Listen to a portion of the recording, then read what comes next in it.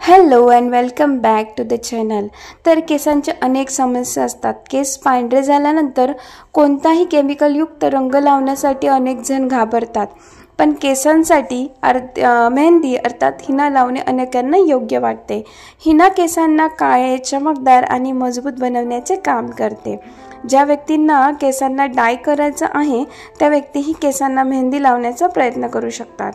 तर केसांना मेहंदी लावण्याचे फायदे आहेत, मात्र केसांना मेहंदी कशी लावावी, केसांना मेहंदी किती वेळ ठेवावी, केसांना मेहंदी लावण्याच्या काही टिप्स या मी आजच्या व्हिडिओमध्ये तुम्हाला शेअर करणार आहे। तर लोखंडाच्याच भांड्याचा वापर का करावा, तर कधीही मेहंदी स्टील, सिरामिक अथवा प्लास्टिकच्या भांड्यात अजिबात भिजवू नका। मेहंदीमध्ये लोखंड उतरते आणि याचा रंग अधिक गडद केसांमध्ये बसतो, तसंच केसांना त्याचा फायदा पण मिळतो।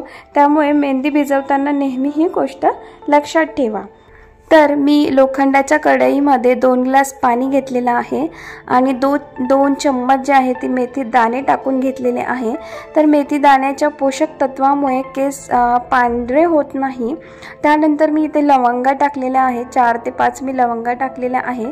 तर मेहंदी जी असते ती थंड असते आणि लवंगा ज्या असतात त्या उष्ण असतात, त्यामुळे मेहंदीचा जो त्रास आहे तो होत नाही आणि जो कलर आहे तो मेहंदीचा जो असतो जो जास्त वेळ टिकतो लवंगांमुळे। त्यानंतर मी कढीपत्ता टाकलेला आहे। तर कढीपत्त्यामुळे फोलिक ॲसिड, फॉस्फरस, विटॅमिन बी, विटॅमिन सी, ए, ई, आयर्न सारखे न्यूट्रिएंट्स असतात आणि हे पांढऱ्या केसांच्या समस्यांसाठी एकदम रामबाण उपाय आहे। त्यानंतर मी इथे कॉफी पावडर टाकून घेतलेला आहे। तर कॉफी पावडरमध्ये ना कॅफीन असल्यामुळे सर्दीचा आपल्याला त्रास होत नाही आणि जो कॉफीचा कलर आहे तो मेहंदीमध्ये उतरून केसांना चांगला कलर येतो। तर मंडळी, केसांना मेहंदी लावणे अगदी सोपे आहे। केसांना रंग देण्यासह कोंडा आणि हेअरफॉलच्या अर्थात केस गळतीच्या त्रासापासूनही आपल्याला मेहंदी वाचवते। वास्तविक मेहंदी ही केसांसाठी टॉनिक प्रमाणे काम करते। केसांना हिना लावण्यासाठी अर्थात केसांवर मेहंदी लावण्यापूर्वी तुम्ही केस व्यवस्थित शॅम्पू करून घेणे अत्यंत आवश्यक आहे। तसंच काही जण मेहंदी लावल्यानंतर केस धुताना शॅम्पूचा वापर करतात, ते अजिबात योग्य नाही। केसांना मेहंदी लावल्यानंतर केसांना मेहंदी लावण्याच्या आधी केस धुताना शॅम्पूचा वापर करा। मेहंदी लावल्यानंतर केस धुताना शॅम्पू वापरल्यास केसांना मेहंदीचा रंग चढत नाही। त्यामुळे ही टिप तुम्ही नेहमी लक्षात ठेवा आणि त्याप्रमाणे तुम्ही वापर करा। तर हे जे अर्क आहे चांगल्यापैकी मिक्स झाल्यानंतर पाण्यामध्ये उतरल्यानंतर आपल्याला गाळून घ्यायचं आहे आणि हे जे पाणी आहे आपल्याला मेहंदीमध्ये मिक्स करून घ्यायचं आहे। मी इथे गोदरेज नूपुर हिनाचा वापर केलेला आहे।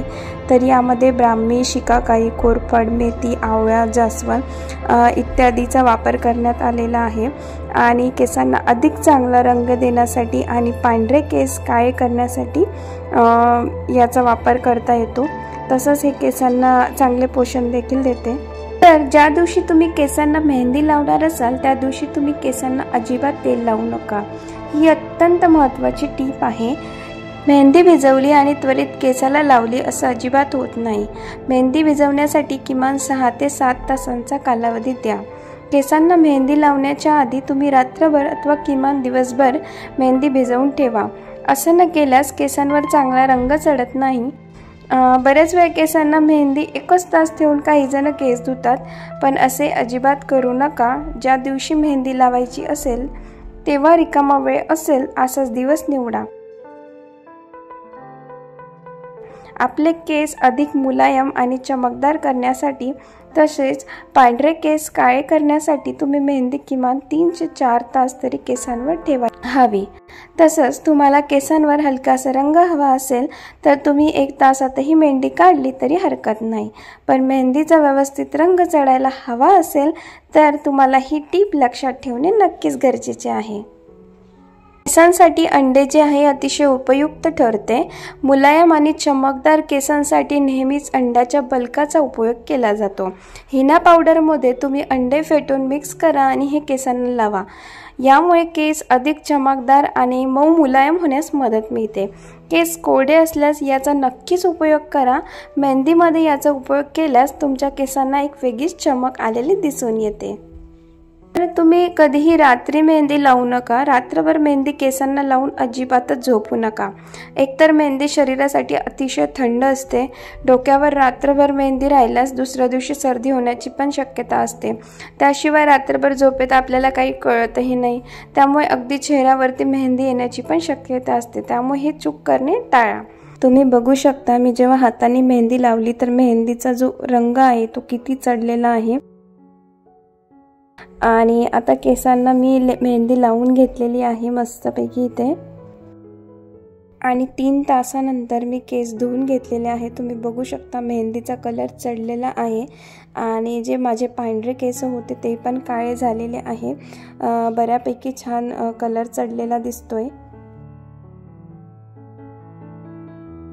आणि दुसऱ्या दिवशी मी शॅम्पू करून घेतलेला आहे आणि केस वाळवल्यानंतर तुम्हाला दाखवते की केस किती सुंदर झालेले आहे, सिल्की झालेले, शायनिंग झालेले आहे आणि कलर पण आलेला आहे। तर मी खूप जास्त आनंदी आहे कारण मेहंदी लावण्याचा खूप फायदा झालेला आहे।